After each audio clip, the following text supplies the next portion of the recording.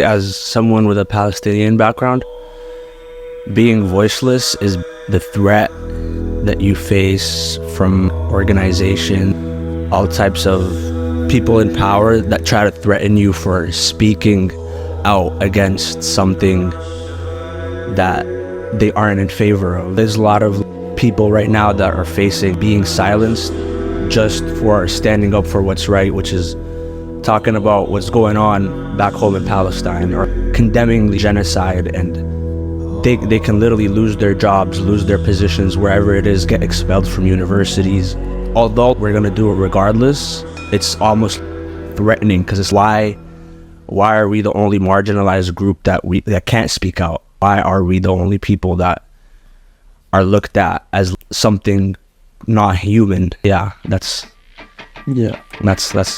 sort of how I see it. Yeah. From your perspective, is there anything that people can do to continue to support, continue to be allies when, a lot of misinformation and propaganda is being spread? I think fighting threat of constantly being silenced by just continuing to post about it, to speak about it to everybody, and educating people is the way to go. Even though with doing that, you might still get your social media account suspended at some point, which what happened to my dad last week. He actually got his Facebook sharing feature on Facebook. They suspended him for literally just sharing posts about Palestine. I haven't seen it happen firsthand to someone in my family. This is real. It's not like a far-fetched theory. It actually happens. Do you find that a lot of people are treating it as if you support one, you now want to destroy the other, when it's... Absolutely not, because the fight for freedom is the fight for freedom for everyone. It's not the fight for freedom for one group of people. At the end of the day, you can still find Jewish Palestinians. You can still find Christian Palestinians. Yeah. What's going on was never about Jews versus Arabs or Muslims or anything. I completely agree. It sounds like you want to chime in. No, I was just saying, the thing is, there's a lot of propaganda in the mainstream machine, and my connection to this is I was born in Saudi Arabia. Right, and I'm not Arab, I'm not Muslim. I have this connection to that world, and then I also had Jewish friends in high school, right?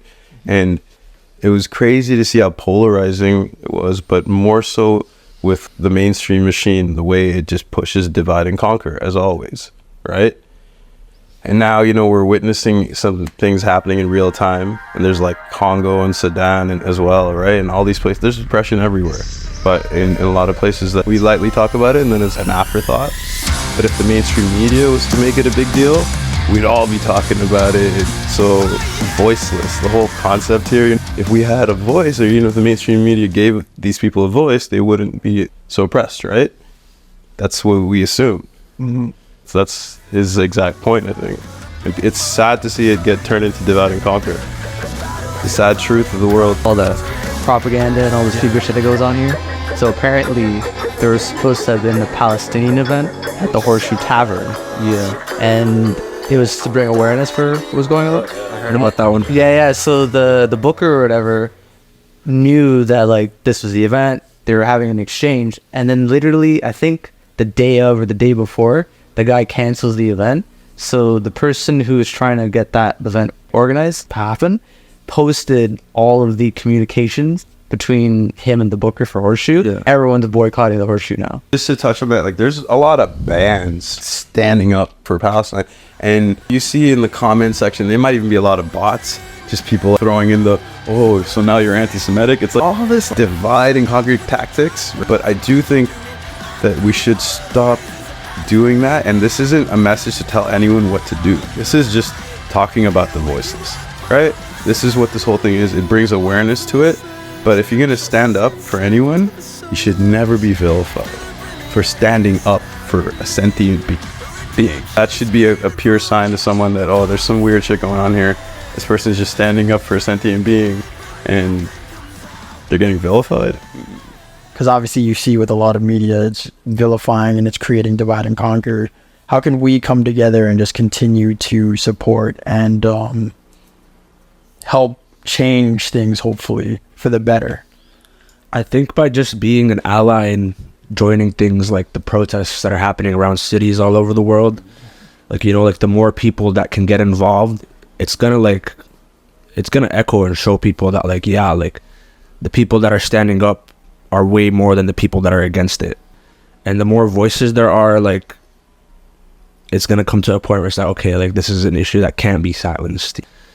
Because in reality, like, the people that aren't for the cause don't even make up a small amount of the number for the, like, compared to the people that are for the cause. So the more that number grows and the more people understand, yeah, we have to lend our voices, we have to, you know, like, show up, and it can't be ignored.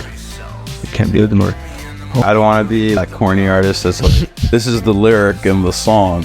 I like art to be something that I let the listener digest, right? And then they come up with their understanding of it. One of the biggest lyrics, like the main lyric, is like, I'm screaming but nothing comes out, right? I really hope in my lifetime every living sentient being can have a voice. Even animals, which I'm like all about, they obviously are not conscious creatures like humans, right? We as humans could do something about it, but let's please at least fix humans. We shouldn't be feeling like we're screaming but no one can hear us. Shit's fucking stupid.